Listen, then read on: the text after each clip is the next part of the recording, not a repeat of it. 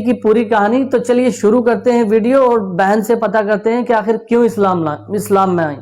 میرے ہسبینڈ نے پہلے اسلام قبول کیا. ایک جین فیملی سے بلونگ کرتے ہیں. میں اگروال فیملی سے تھی. میرا پرانا نام مانسی اگروال تھا. اور میرے ہسبینڈ نے جب اسلام قبول کیا تو میرے لیے میری لائف کا بہت ایک شاکنگ انسیڈنٹ تھا. میں نے فرسٹ ٹائم کسی کو پہلی بار دیکھے، میں نے کسی کو نماز پڑھتے ہوئے دیکھا. میں نے اچانک یہ اکثر کر کے ایک پرٹیکولر ٹائم ہوتا تھا اور یہ گھر سے کہیں چلے جاتے تھے اور میں ان سے پوچھتی تھی کہ آپ کہاں جاتے ہیں، تو یہ ریپلائی کرتے تھے this is none of your business, you have to do your job. تو میں بھی خاموش ہو جاتی تھی. باقی میرے فادر ان لا سے اکثر ان کی ڈیبیٹ اور سب کچھ ہوا کرتا تھا، بٹ مجھے نہیں سمجھ میں آتا تھا کہ یہ ڈیبیٹ کیا ہے، یہ لوگ کس بات پہ اتنا زیادہ، مطلب ان کا ڈیبیٹ اتنا ایگریسو موومنٹس پہ کیسے آ جاتا ہے. تو باقی پھر ایک دھیرے دھیرے جب مجھے یہ اسلام کے پہلے تو یہ لوگ نہیں بتائے، بٹ فرسٹ ٹائم جب میں نے ان کا فجر کی نماز تھی اور اچانک میری نیند کھلی اور میں نے ان کو نماز پڑھتے ہوئے دیکھا. میں نے ان سے پوچھا کہ آپ کیا نماز پڑھ رہے ہیں، کیونکہ صرف ٹیلی ویژن پہ دیکھا تھا کہ ہاں ایسے جو کرتے ہیں وہ نماز کے ایکشنز ہیں. میں نے ان سے پوچھا کہ آپ نماز پڑھ رہے ہیں.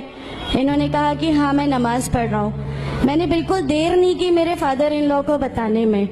میں روم سے باہر نکل کے اور میں نے سب سے پہلے ان کو بتایا کہ پاپا جی آج ان کو میں نے نماز پڑھتے ہوئے دیکھا. تو انہوں نے مجھ سے کہا کہ ٹھیک ہے خاموش رہو، ابھی کسی سے کہنا نہیں، ہم دیکھیں گے کیا کر سکتے ہیں. اب وہ جو میری لائف کا مومنٹ تھا، وہاں سے میرے کو ایسا لگا کہ یہ کیا ہوا، مطلب یہ کیا کر رہے ہیں، ایسا کیوں کر رہے ہیں، یہ کہیں یہ کسی ایسے ویکتی سے تو نہیں مل گئے جو ان کو ٹیررزم کی طرف لے جا رہا ہے اور یہ ایسی چیزوں میں تو نہیں انوالو ہو جائیں گے. ایک بہت بڑا ڈر جو میرے اندر تھا وہ، اور on that time I was pregnant, تو میرے کو ایک بہت کھلبلی سی لگی رہتی تھی کہ یہ کیا چل رہا ہے، یہ کیا چل رہا ہے. پھر دھیرے دھیرے کر کے جب میں ان کی بکس وغیرہ جو المیرا میں رکھی رہتی تھیں وہ میں پڑھنے لگی اور ڈھونڈنے لگی. یہ چھپا کے رکھا کرتے تھے اور مجھے جب بھی کوئی بک ملتی تھی تو پھر میں اس کو پڑھنے لگی. تو مجھے اس میں ایسا کچھ لگتا ضرور تھا کہ پتہ نہیں کچھ ہے، کوئی ڈیفرنٹ چیز ہے، کیونکہ میں نے دیکھا کہ ان کے اخلاق، ان کی سب چیزیں بالکل چینج ہو گئی. جو یہ پہلے تھے اس سے یہ بالکل الگ ہو گئے. تو مجھے ایسا پرسنلی لگتا تھا کہ اس پلیٹ فارم نے ان کو ایسا کیا دیا جو میرے ہسبینڈ کو بالکل چینج کر کے رکھ دیا. مطلب الحمدللہ یہ اس سمے کوشش کرتے تھے کہ جو نبی کی سنتیں ہیں، جو ہمارے نبی صلی اللہ علیہ وسلم نے کیا، اپنی وائف کی مدد کرنا، اپنی وائف کے ساتھ کس طرح اس کے حقوق کی ادائیگی کرنا، یہ سب کچھ وہاں الحمدللہ کرنے لگے. اور مجھے جو ان کا یہ ڈراسٹیکل چینج تھا، جو ان کو اس پلیٹ فارم پہ آئے ہوئے 6 months یا 1 year ہوا ہوگا، وہ دیکھ کے میرے لیے ایک بہت بڑا میننگ، ایک سرپرائز تھا کہ یہ کیا ہوا. پھر اس کے بعد مجھے لگا کہ نہیں، میں بھی اب اس کو جانتی ہوں، میں بھی اب پڑھوں گی. اور پھر میں اپنے فادر ان لا اور ان کی ڈیبیٹ سننے لگی. تو جینزم میں گاڈ کانسیپٹ ہے ہی نہیں. ہر وہ ویکتی جو بہت زیادہ علم حاصل کر لیتا ہے، بہت زیادہ نالج حاصل کر لیتا ہے، تو وہ ایک لمٹ پر آ کر نعوذ باللہ گاڈ کا وہ مقام حاصل کر لیتا ہے اور لوگ اسی کی پھر پوجا کرنے لگتے ہیں، اسی کی ورشپ کرنے لگتے ہیں. تو میرے دماغ میں اگروال فیملی سے تھی، تو میرے دماغ میں تھا کہ نہیں، ہمارے جو بھگوان ہیں وہ 3-4 ہاتھ والے ہیں، ان کا کیا ایک ہی گاڈ ہے جس کو جا کے آپ کو پوجنا ہے. تو نہیں، میں ان سے تو کچھ نہیں مانگوں گی، 3-4 ہاتھ والے بھگوان ہی ہوتے ہیں، یہ نہیں کچھ وہ ایسا رکھتے. تو وہاں سے ایک تھوڑا سا ڈسٹریکشن میرے کو گاڈ کانسیپٹ کا آیا. اور ایشور ہے جو اس دنیا کو چلا رہا ہے، یہ ہمیشہ میرے ایک ذہن میں رہتا تھا. تو مجھے میرے فادر ان لا کہیں نہ کہیں اس پلیٹ فارم پہ آ کے غلط لگنے لگے کہ نہیں، یہ جو کہہ رہے ہیں وہ صحیح ہے اور ان کی جو ڈیبیٹ ہے اس کا اینڈ جو ہے وہ یہ صحیح ہے. پھر دھیرے دھیرے کر کے مجھے ان کی چیزوں پہ یقین آنے لگا الحمدللہ. پھر ہمارے ایک فیملی فرینڈ ہیں، ان کے یہاں یہ مجھے لے گئے. وہاں پر کسی نے مجھ سے کہا کہ میں بہت بزرگ ہو چکا ہوں، کلیم صدیقی صاحب ہے، مجھے ان کا نام دھیان نہیں ہے اچھے سے، بٹ انہوں نے مجھ سے کہا بیٹا میں بہت بزرگ ہو چکا ہوں، میں چاہتا ہوں تم کلمہ پڑھ لو، میری زندگی رہے نہ رہے، میں آپ سے ملوں نہ ملوں، تو آپ کلمہ پڑھ لو. تو الحمدللہ میں نے کلمہ پڑھ لیا. کلمہ پڑھنے کے بعد بھی جب ہم گھر لوٹ رہے تھے تو میں نے ان سے کہا کہ میں نے صرف ابھی کلمہ پڑھا، ابھی آپ یہ مت سمجھیے گا کہ میرے کو سب سمجھ میں آ گیا اور میں اس چیز کو مان لوں گی۔ انہوں نے کہا نہیں، تمہاری مرضی، کسی میں کوئی فورس نہیں ہے۔ تو الحمدللہ اللہ تعالیٰ کا احسان ہے، اس کلمے کی طاقت تھی۔ اور یہ ہمیشہ کہتے تھے تمہیں کوئی دعا مانگنی ہے تو تہجد میں مانگا کرو، تہجد کا جو ٹائم ہوتا ہے وہ بہت قیمتی ہوتا ہے اور اس میں اللہ تعالیٰ سب کی دعائیں قبول کرتا ہے۔ انہوں نے مجھے ایک دعا سکھائی تھی کہ تم ایک دعا مانگو کہ یا میرے رب، اگر میرا ہسبینڈ غلط راستے پر ہے تو اس کو صحیح راستے پہ لے آ، اور اگر میں غلط راستے پہ ہوں تو مجھے صحیح راستہ دکھا دے۔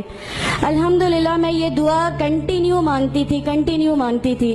ایک بار میری نیند الحمدللہ تہجد میں کھلی اور بس میں نارمل جیسے ایک دھیان کرتے ہیں ویسا میں بیٹھ گئی اور اپنے آپ اچانک دل چاہا کہ بس سجدہ کروں۔ میری زندگی کا وہ پہلا سجدہ تھا اور اس بہت لمبا سجدہ تھا، اور اس سجدے میں نے میرے رب سے کیا کیا مانگ لیا مجھے بھی نہیں یاد ہے۔ اور اس سمے مجھے ایسا فیل ہو رہا تھا جیسے اللہ تعالیٰ خود مجھ سے بات کر رہا ہے، اللہ میرے سوالوں کا جواب خود دے رہا ہے۔ الحمدللہ بس اس کے بعد تو ایسا لگا کہ نہیں، اسلام حق ہے اور اسلام پہ ہی چلنا ہے۔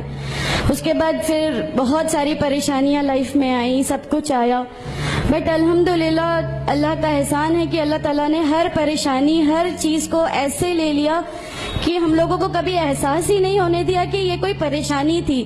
ایسا لگا کہ اللہ کی پوری راہ میں ہم لوگوں کو ریوارڈ ہی ملنا ہے اس چیز کا، اور اللہ ہمیں اس کا ریوارڈ ہی دیتا چلا جائے گا۔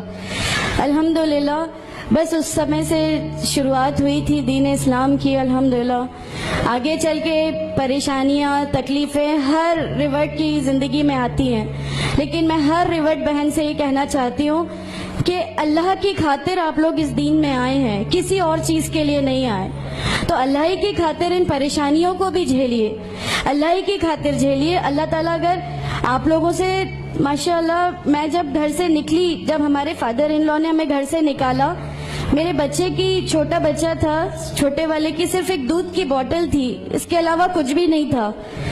میں جاب کرتی تھی، میں نے اپنے چھوٹے بیٹے کو ماں کے یہاں چھوڑ کے جایا کرتی تھی۔ میرے ممی پاپا بہت زیادہ ہم لوگوں سے ڈیٹیچ نہیں ہوئے تھے، ایک محبت تھی ان کو ہم سے، تو اس محبت کے کارن ان لوگوں نے کبھی ہمارا اس لیول تک اپوز نہیں کیا جو ان لاز کی طرف سے آیا۔ تو جب میں میرے مائکے گئی اور میں نے اپنے بچے کو لیا اور میں نے کہا کہ ماں ہم نے وہ گھر چھوڑ دیا، ہمیں اس گھر سے ان لوگ نکالے، ایسا کر کے ماں ہے، بہت روئی، تم لوگ کیوں ایسا کر رہے ہو، کیا کرو گے، کیسے رہو گے، دونوں چھوٹے بچے ہیں، کیا ہوگا۔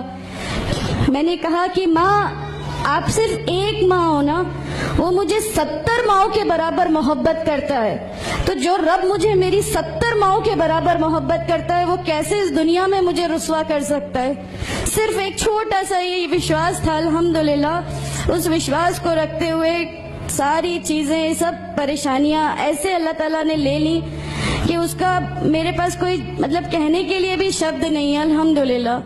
اور میں آپ لوگوں سے سب سے گزارش کرتی ہوں، اور اگر اللہ نے مجھے آپ لوگوں کی ایک ایسی بہن بنا دیا جو آپ کی پریشانیاں، آپ کی ہر اس میں، ہمارا گھر، ہماری سب کچھ الحمدللہ آپ کے لیے ہے، کیونکہ ہم لوگ ٹھان کے بیٹھے ہیں ہمارا جینا مرنا، ہماری نمازیں، ہمارا سب کچھ صرف اللہ کے لیے ہے، اور یہی لے کے ہم کو جانا ہے۔ تو امید کرتا ہوں دوستوں آپ کو یہ ویڈیو دیکھ کر کے بہت کچھ نالج ملی ہوگی اور بہت کچھ جاننے کو ملا ہوگا کہ جو اللہ کا نیک بندہ اللہ کی رسی کو مضبوطی سے پکڑ لیتا ہے، جو ایمان میں آ جاتا ہے، پھر دنیا کتنی بھی مشکلات، کتنی بھی مشکل سے اس کا سامنا ہو جائے، وہ پیچھے نہیں ہٹتا اور حق کے راستے پہ ڈٹا رہتا ہے۔